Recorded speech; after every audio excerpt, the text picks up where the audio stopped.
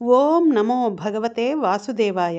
మార్గశిర మాసంలో ఆచరించే ధనుర్మాస వ్రతంలోని తిరుప్పావై 27వ పాసరం చాలా విశిష్టమైనది.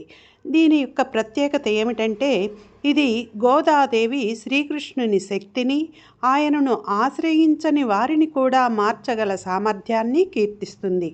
ముఖ్యంగా శ్రీకృష్ణుడు గోపికల మధ్య ఉన్న సంబంధం సూర్యుడు కాంతి వంటిది అనే భావనను ఈ పాసురం వివరిస్తుంది.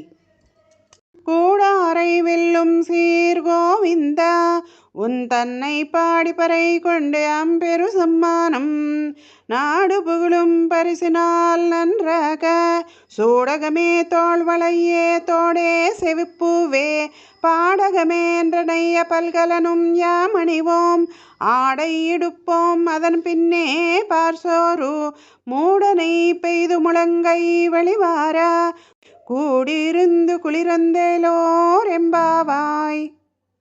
ఈ 27వ పాసురంలో పాలు, అన్నం, నెయ్యి వంటి వాటితో కృష్ణుడిని పూజించి ఆనందంగా భుజించే సాంప్రదాయాన్ని సూచించారు.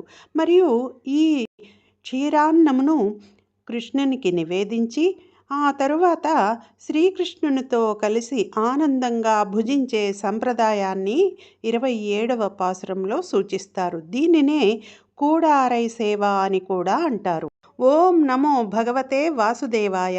శ్రీ ఆండాళ్ దివ్య తిరువడిగళే శరణం.